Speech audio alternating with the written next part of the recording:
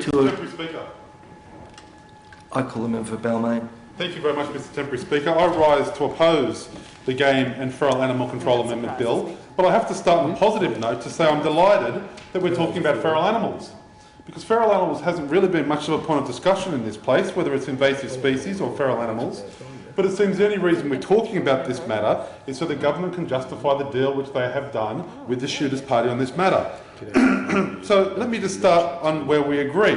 That we all agree that threats to our native flora and fauna are urgent, and in fact they are growing. And we Greens strongly advocate measures to encourage the eradication of feral animals and invasive plant species. Unfortunately, this bill fails to meet that test. No evidence has been presented to support the claims that the uncoordinated voluntary ground shooting that will make any appreciable difference to feral animal numbers. To the contrary, Mr Temporary Chairman, the evidence is that hunting is not conservation and it can actually be counterproductive. I'll also be addressing some of the matters specific to the bill in terms of the lack of control measures. It's important for us to note, as we've heard before, that this bill is masquerading as an effort to manage feral animals. It's purely part of a deal that the government has that they felt they had to make. At least the Premier has admitted as much, and let's not pretend that it's anything else.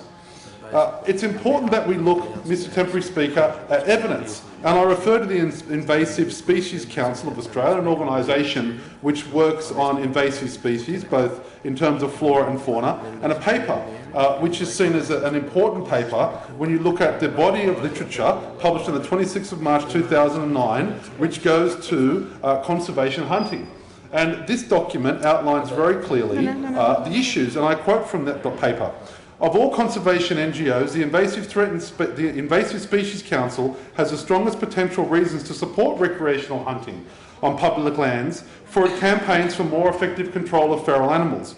But the Council opposes recent moves to open up state forests and national parks, this is in 2006, to recreational hunters because the evidence shows that recreational hunting usually does not provide effective feral animal control and creates a serious risk of worsening feral animal populations. So not only doesn't it work, but it creates a risk of worsening feral animal populations. And this paper, end quote, and this paper provides detailed evidence on 3 points. One, there is an abundance of scientific evidence that recreational hunting is not effective. Secondly, it addresses the claim that recreational hunters offer free or low-cost service. That's not the fact. And three, that motivations of hunters are aligned to conservation and provide the most effective basis for conservation. And I draw members' attention to the evidence, to the research which goes through each one of these claims in very reasoned detail, highlighting that these are in fact not the case. Not because there aren't good intentions, not because a lot of shooters aren't in fact good people, but because the evidence demonstrates it isn't the case.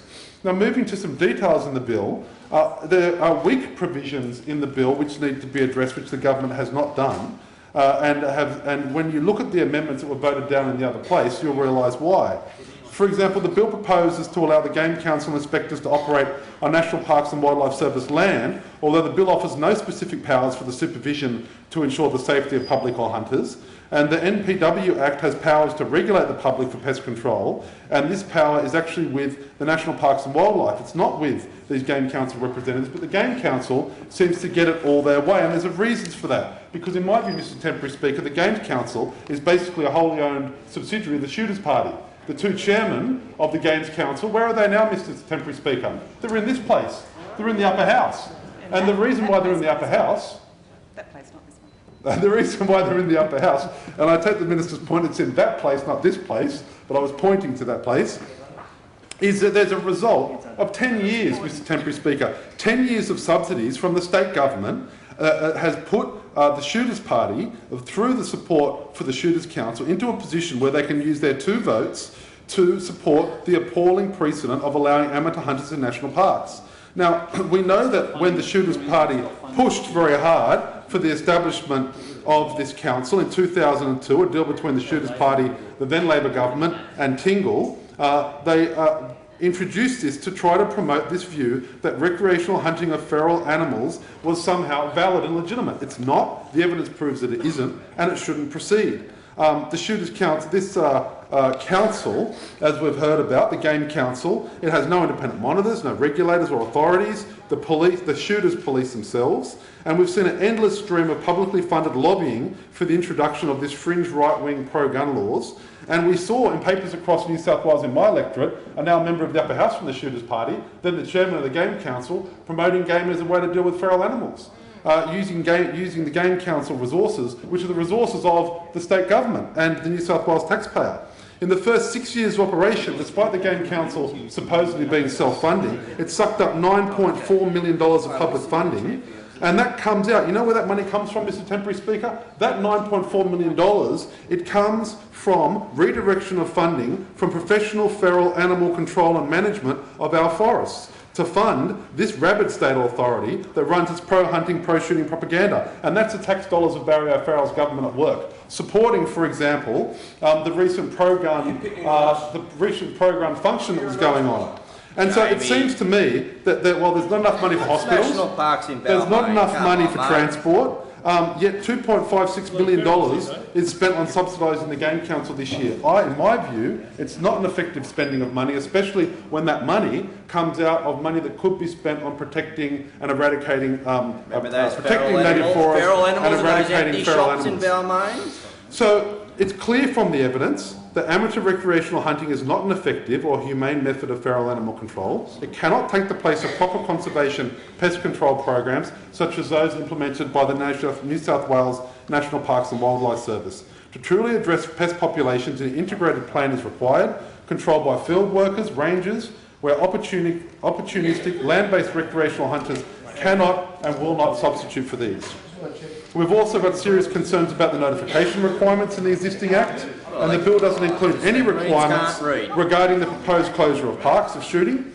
This could well have an impact on tourism operators and bushwalkers. At the very least, you would think there'd be some requirement for public warning, for publication in newspapers, for notices, but unfortunately that is not the case. We also note the serious concerns of the National Parks, rangers and field officers, and the representations received from the Public Service Association and the Australian Workers' Union. To this end, the concerns of the Protected Area Workers Association of New South Wales are relevant. They're opposed, and people talk about that proximity means that you can comment. Well, the workers that work in these national parks, not the members that might represent the areas, but the actual people on the ground working in these national parks do not support this. And they've raised their reasons, which have been canvassed extensively in the upper house. I'll just mention a few more very brief points about some of the concerns that have been raised. On the 30th of May, the government announced 79 parks, nature reserves, state conservation areas and regional parks that would be eligible for hunting. But the bill only specifies 48 parks, reserves, state conservation areas and regional parks where hunting would not be allowed. That means that there are 799 national parks, nature reserves and conservation areas in New South Wales. So this bill, it only excludes 48, it specifies 48 national parks, reserves, state conservation areas and regional parks. This bill actually means that 751 national parks, 751 reserves and state conservation areas are now eligible for hunting. Now eligible for hunting. So the government has opened the crack in the door and they'll be driving a truck through it as the Shooters Party demands more and more after this government capitulated so easily on this workers' compensation matter. The government, for example, in the upper house wasn't prepared to accept various control measures that the Greens and other parties tried to insert to protect public safety. They wouldn't accept the requirement that the minister has to be satisfied that recreational shooting will be of benefit to the National Parks and Wildlife Pest Eradication Program. They wouldn't even support that. They wouldn't accept reviews after 3 years, wouldn't accept a review. The government was not prepared for the legislation to only allow hunting in the 79 parks in their initial announcement. And doesn't that say it all? The 79 areas that were allowed for shooting in the initial announcement, they wouldn't allow it to be restricted just to those 79 parks because it will be extended to more. Mr Temporary Speaker, this bill should not proceed. The evidence says that it shouldn't proceed. The facts make it very clear that it will not perform because it fails to deal with feral animals, but it succeeds to allow the government to privatise power and to strip away the conditions workers currently enjoy under the existing arrangements for workers' compensation, and it should be opposed. I thank the member for Balmain for his contribution. The question is, the bill is now read a second time. I call the member for Shell Harbour. Thank you, Mr Acting Speaker.